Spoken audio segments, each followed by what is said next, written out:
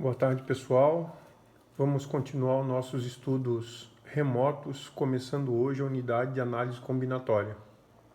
É uma unidade que nós devemos ficar aí entre 5 e 6 semanas estudando esse assunto. Não sei se assim ainda remotamente ou já poderemos nos encontrar em classe.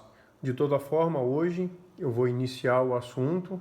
No final eu vou dar as páginas que vocês podem fazer a leitura no livro e proceder à realização dos exercícios. Então, o que é análise combinatória? É o ramo da matemática que estuda os agrupamentos de um determinado conjunto sem a necessidade de descrevê-los. Nós vamos começar observando dois exemplos onde a gente vai fazer a descrição dos agrupamentos que a gente está observando, para apenas demonstrar de que forma a gente quer observar os agrupamentos. Após isso, a gente vai começar a calculá-los sem a necessidade de descrevê-los, até porque vocês vão ver no nosso último exemplo que a quantidade de agrupamentos para um determinado conjunto pode ser muito grande, e aí a dificuldade de descrevê-los é imensa, para não dizer impossível. Para motivar o início do nosso estudo, vamos dar uma olhada num exemplo aqui. Olha só, para quem tem desejo, de ficar milionário, tem uma brincadeira aqui com as apostas da Mega Sena. Qual que é a brincadeira? Um jogo onde nós marcamos 6 números num cartão custa hoje R$ 4,50. Mas eu tenho a possibilidade, se eu quiser, de marcar outras quantidades de números no mesmo cartão. Se eu marcar 7 números, o meu cartão que antes custava R$ 4,50, agora custa R$ 31,50. Se eu marcar 8 números, o meu cartão, que para 6 números custa R$ 4,50, passa a custar R$ 126. E isso vai aumentando a quantidade de números e assim o valor a ser pago pelo cartão, até que a gente chegue na maior quantidade de números permitida que se marque num cartão da Mega Sena, que é 15 números, ou são 15 números. Um cartão da Mega Sena, no qual são marcados 15 números, custa a pequena bagatela de R$ 22.522,50. A brincadeira nessa nossa unidade de análise combinatória é justamente a gente conseguir entender como se calculam esses valores.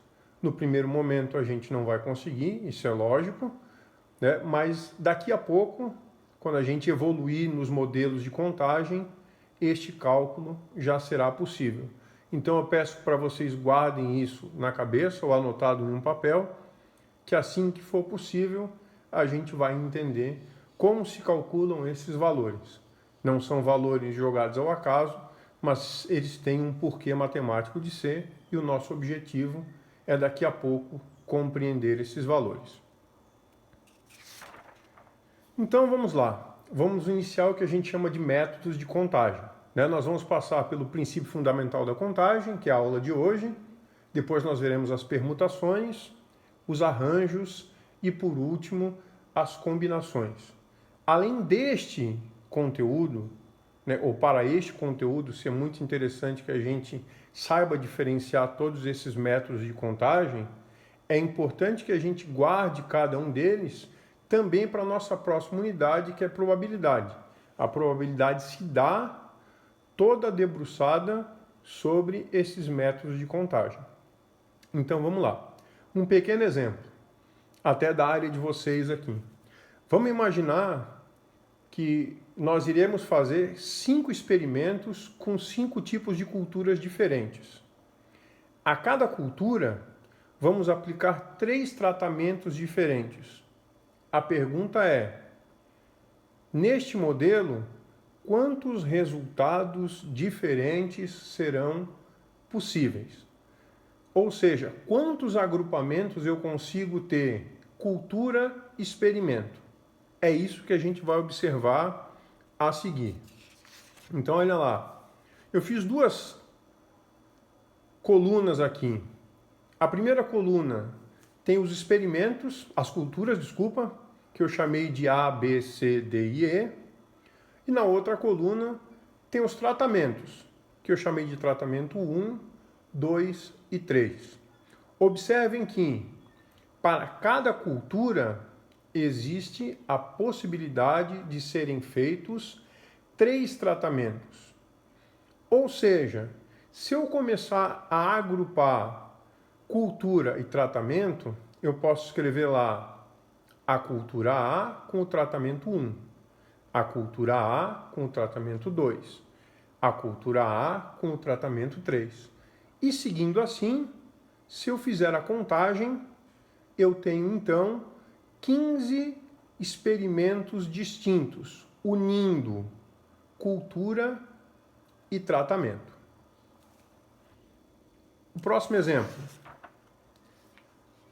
Quantas senhas de 3 algarismos não repetidos podemos formar com os algarismos 1, 2, 3, 4? Então a brincadeira é a seguinte: se eu quero formar uma senha que tem 3 posições, 3 algarismos, e eu não posso repetir o algarismo, ou seja, eu não posso apertar lá 1, 1, 1, não posso apertar 2, 2, 2, não posso apertar 1, 2, 1. Quantas senhas diferentes, que tenham 3 posições de algarismos, eu consigo formar escolhendo um desses 4 algarismos? E a ideia vai ser bastante parecido com a resolução do problema anterior. Só que agora, ao invés de 2 colunas, eu coloquei aqui 3 colunas, onde a primeira coluna representa o primeiro algarismo a ser escolhido, a segunda coluna, o segundo algarismo, e a terceira coluna, por fim, o terceiro algarismo. É importante lembrar que esses algarismos não podem se repetir. Então, observem lá a primeira coluna. Eu estou supondo que eu posso escolher qualquer um dos 4 algarismos à disposição, né? Então, olhando só para a escolha do algarismo 1, se para a primeira escolha eu escolhi o algarismo 1, na segunda escolha ele não pode mais ser escolhido, já que está dito que eu não posso repetir algarismos na minha senha. Então, para a segunda escolha, só estão disponíveis o 2, o 3 e o 4. Ou seja, se a minha senha tivesse apenas 2 números, eu poderia escolher 12, 13 ou 14, começando com o algarismo 1. Porém, eu tenho a terceira escolha a fazer. E mais uma vez eu vou lembrar, nós não podemos repetir algarismos. Então, olhando só para as primeiras escolhas, eu já escolhi o 1, já escolhi o 2, por fim, eu só posso escolher o 3 ou o 4. Então, agora as minhas senhas possíveis, olhando só lá na primeira condição, pode ser a 123 ou a 124. Né? Olhando para a segunda, eu posso escolher 1, 3 e depois 2 e 4. Ou seja, eu teria 132 e 134. Se eu for repetindo este raciocínio, quando eu começar com o 2, eu tenho as mesmas possibilidades. Quando eu começar com o 3, idem. Quando eu começar com o 4, também. Ou seja, para cada algarismo que eu escolher para começar a minha senha, eu tenho 6 possibilidades de senhas diferentes. Elas estão todas escritas aqui do lado, né? As começando com o número 1. 1, 2, 3, 1, 2, 4, 1, 3, 2, 1, 3, 4, 1, 4, 2 e 1, 4, 3. E assim, elas se repetem até que eu consiga descrever, veja bem, aqui eu estou descrevendo todas as possibilidades. Bom, o que a gente quer entender neste primeiro momento? Nós vamos observar aqui o nosso primeiro modelo de contagem, que a gente vai chamar princípio multiplicativo. O que diz o princípio multiplicativo ou simplesmente princípio fundamental da contagem? Ou seja, é o método que vai fundamentar todos os outros modelos. Todos eles tem uma boa parte do princípio multiplicativo. A gente precisa fazer algumas adaptações, mas o princípio multiplicativo, com um bom raciocínio, resolve a maioria ou quase todos os nossos problemas de contagem. O que diz então o princípio multiplicativo? Se um acontecimento ocorre por várias etapas sucessivas e independentes, de tal modo que P1 é o número de possibilidades que nós temos para a primeira etapa. P2 é o número de possibilidades da segunda etapa. P3 é o número de possibilidades da terceira etapa. Pn é o número de possibilidades da enésima etapa ou da etapa de número n. Então, o princípio multiplicativo diz que se eu fizer o número de possibilidades da primeira etapa vezes o número de possibilidades da segunda, vezes o número de possibilidades da terceira e assim por diante, até que eu chegue na última etapa de escolha, o total dessa multiplicação, o total desse produto, é o total de possibilidades do acontecimento. Vamos olhar aqui, voltar para as nossas senhas. Qual é o número de possibilidades de escolha na primeira coluna? Eu tenho 4 escolhas. Na segunda escolha, independente do número que eu escolhi na primeira, só restam 3 escolhas. Na última coluna, independente das escolhas feitas anteriores, por isso o método diz escolhas sucessivas e independentes, uma escolha não depende da outra, eu tenho mais 2 escolhas possíveis a fazer. Ou seja, eu posso fazer 4 escolhas na primeira etapa, 3 na segunda, 2 na terceira. Se eu fizer o produto 4 vezes 3 vezes 2, eu tenho as nossas 24 possibilidades. Vale a mesma coisa se a gente voltar na nossa cultura tratamento. Quantas escolhas de cultura eu posso fazer na primeira etapa? 5. Quantos tratamentos eu posso escolher para cada cultura? 3. Se eu fizer 5 vezes 3, eu tenho os meus 15 agrupamentos possíveis. A gente vai fazer na sequência 2 pequenos exemplos para mostrar como é que a gente trabalha com o princípio fundamental da contagem. Começa assim: de quantas maneiras diferentes podemos organizar as letras da palavra médio? Quando eu digo de quantas maneiras diferentes podemos organizar as letras dessa palavra, eu estou sugerindo que a gente vai pegar cada uma das letras e vai trocar de posição, como se eu fosse formar novas palavras. Eu sei que muitas palavras dessas sequer têm sentido, mas a gente não está preocupado com isso nesse momento. A gente só quer ver de quantas maneiras eu consigo brincar com essas letras. Logicamente, vocês podem notar que são 5 letras distintas, ou seja, em momento algum, elas vão se repetir dentro da nova, entre aspas, palavra que eu vou formar. Nós vamos apenas brincar com estes números. Então, olha só, o que eu fiz? Eu dividi essa resolução em 5 etapas. Cada etapa se baseia em uma escolha. Ou seja, se eu quero escolher uma letra para começar a minha palavra, de quantas maneiras diferentes eu posso escolher essa letra? Se a palavra tem 5 letras, a primeira etapa consiste em que eu possa fazer 5 escolhas. Como eu não posso repetir a letra já escolhida, independente de eu ter escolhido a letra M, a letra E, a letra D, I ou O, né, uma das escolhas foi feita. Ou seja, na segunda etapa, independente da escolha que eu fiz anteriormente, eu posso escolher 4 letras distintas para continuar escrevendo a minha palavra. E o raciocínio segue assim. Se eu já escolhi as 2 primeiras letras, na terceira escolha eu só tenho 3 letras a escolher. Na quarta escolha eu tenho 2 letras a escolher. E a última escolha, se eu já escolhi 4 letras anteriores, não me resta muita coisa a não ser uma única letra para a minha escolha. Ou seja, qual é a quantidade de possibilidades de brincar com as letras da palavra médio?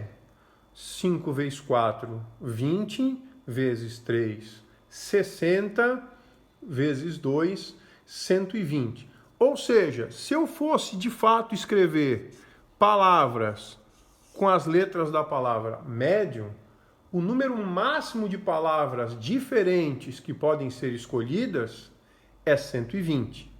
Observem, agora, diferentemente dos agrupamentos anteriores, já fica bastante mais difícil que a gente consiga escrever todos, embora 120 ainda seja um número bastante fácil de representar. Basta que a gente esteja disposto a perder 1 hora do nosso dia.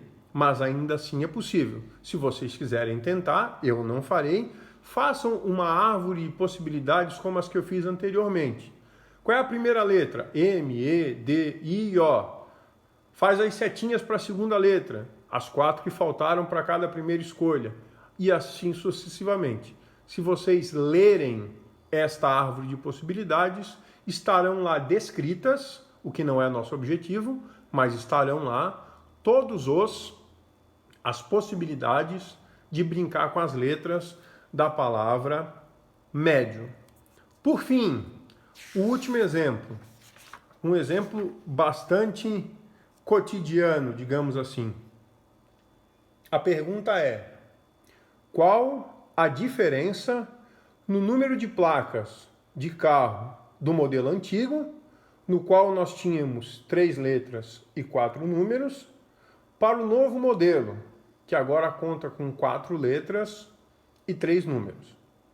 Não está dito no problema, mas vocês podem lembrar que não há nenhum problema de quando eu vou escrever ou quando eu vou observar uma placa de carro que existam letras ou números repetidos, né? Embora a gente nunca tenha visto, é muito provável ou possível que exista uma placa de carro que seja AAA 1111 do modelo antigo, né? Para o modelo novo, talvez, se a gente chegar a utilizar todos os números de placas que são possíveis, algum dia eu encontre a placa AAAA, 4 letras, que podem ser iguais, com os números 1, 1 e 1. Então a pergunta é bastante simples, né? Qual é o número que aumentou de placas do modelo antigo para o modelo novo? Então vamos à conta. Como é que a gente pode definir quantas placas são possíveis para um modelo e para o outro? Importante lembrar desde o princípio, o número de escolhas para cada uma das placas é exatamente o mesmo. As duas continuam com 7 posições, só que a única coisa que eu troquei foi a quantidade ou a diferenciação do que era a letra e agora passou a ser número. Então vamos ver primeiro para as placas antigas. Estão lá representadas as nossas 7 etapas. Eu primeiro vou escolher 3 letras e depois eu vou escolher 4 números. E aí vem a pergunta: essas escolhas são sucessivas e independentes? A resposta é sim. Então vamos lá. Se eu quero escrever uma placa de carro no modelo antigo, de quantas formas diferentes eu posso escolher a primeira letra? Se a gente contar todas as letras do alfabeto, eu tenho lá 26 letras. Letras podem se repetir? Podem. Então eu posso escolher na segunda etapa mais 26 letras. E por último, escolhendo a terceira letra, que também pode ser repetida, eu tenho mais 26 letras. Então, se a gente fosse ver de quantas maneiras diferentes eu posso escolher apenas as letras da minha placa de carro, existem 17.576 possibilidades de escolha apenas das letras. Para os números. Para os números o raciocínio é o mesmo. Eu estou considerando aqui os 10 algarismos, tá? Embora eu não tenha certeza se a placa 0000 pode acontecer. Nós vamos considerar nessa nossa brincadeira que isso é possível. Então, para a primeira escolha do número da nossa placa, quantos algarismos eu tenho à minha disposição para a escolha? Do 0 ao 9 são 10 possibilidades. Pode repetir? Pode. Se não pudesse, a minha segunda escolha contaria apenas com 9 algarismos. Como eu posso repetir? A segunda escolha, 10 algarismos.